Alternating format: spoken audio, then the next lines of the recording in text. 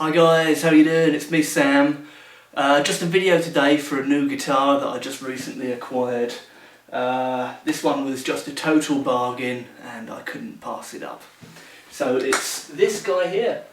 So this is a Japanese Fender Strat from 1996, which makes it 20 years old, and it's just totally flawless. You know, not a ding on it. The previous owner really looked after it.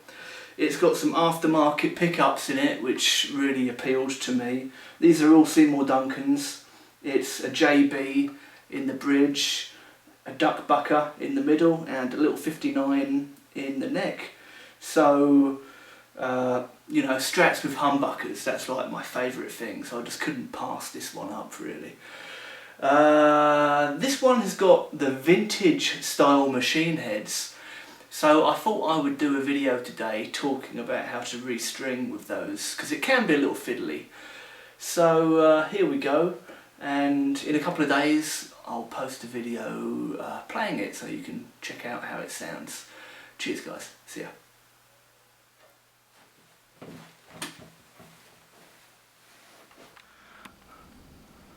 Right then, so I think we're ready to rock. I've got a towel that I've put down, I've got some wire cutters, one of these winder doodads to save my wrists, pack of strings, clear tone, treated, pretty awesome. Here's something you can do, that's an E. See if you can remember that pitch. This is like something that I do when I'm changing strings. I try to test my relative pitch. I'm by no means pitch perfect, but sometimes I can remember that E, so let's see if I manage to do that today. So I'm just going to slack these off a little bit. You can see William rolling about a little bit. I just put him down to go to sleep. Hopefully he will oblige.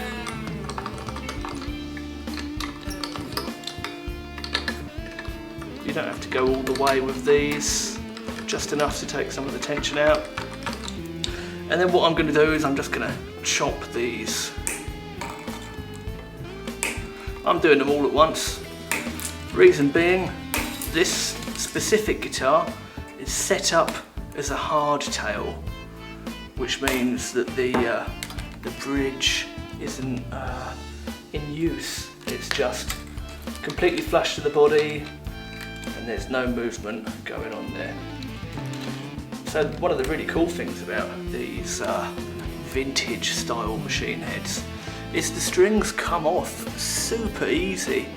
They're kind of hard to put on, and you've got to stretch them really good to make sure they stay in tune, so they are a bit of a pain in the arse.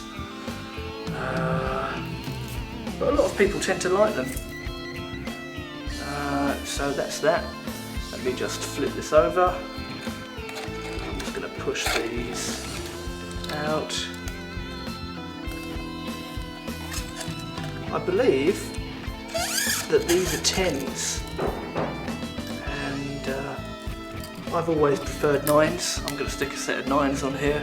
It might need a bit of a setup once the 9s are on, because the tension will be different. I might need to raise the action a bit.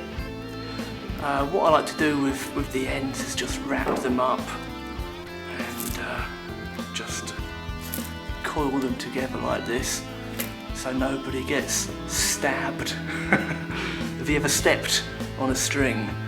It sucks. So I'm just putting those really safely just there. Don't let them fall on the floor. So I've got my set of strings. Oh, and a free pick apparently. There we go. Start picks. I think I'll stick to my favourite Jazz 3. Okay, try not to stab yourself in the eye when you're doing this. So I'm just going to lay these out lengthwise here, because I'm not too familiar with which colour is which string. These have got the coloured ball ends, and each one has got a different colour to tell you which string it is. So the black one is the low E. Try not to make a big mess here. Too late. just stick those there. And let's post this through, pretty easy.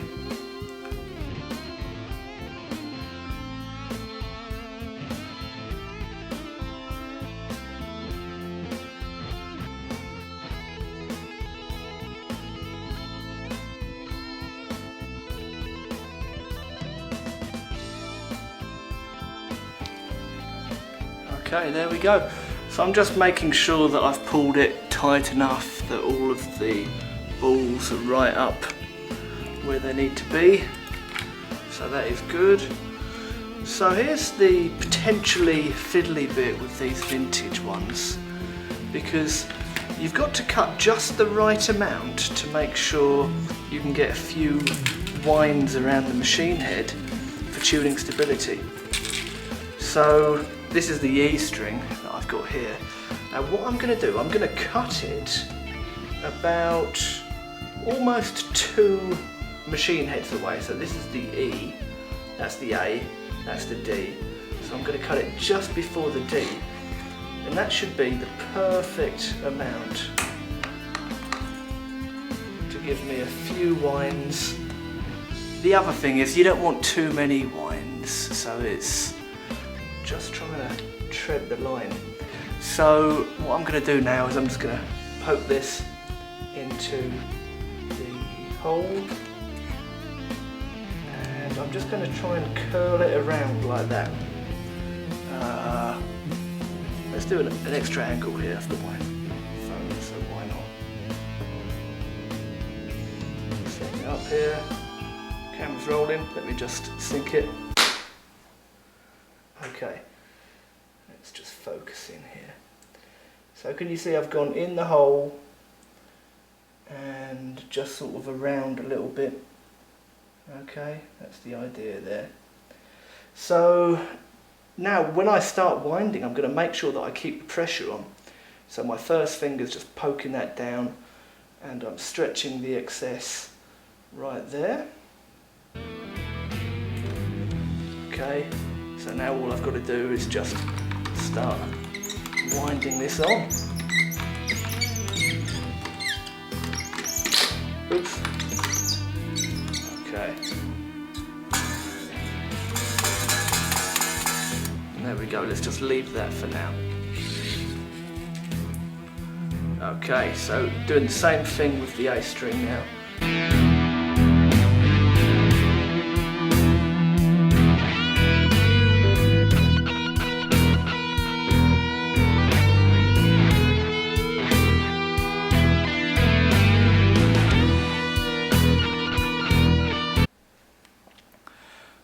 So there we have it. I've got all the strings on.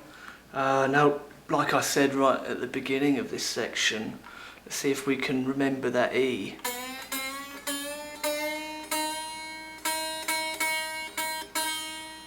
I feel like that's an E.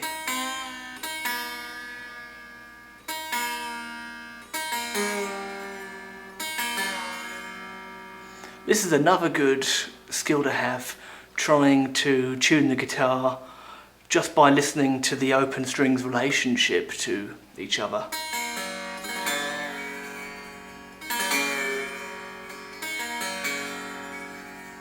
I learnt this watching Brad Lindbergh, who is a guy that I used to work with. I was teaching in a music school and he was the guitar tech there, and I'd often watch him set stuff up, and this is how he used to tune.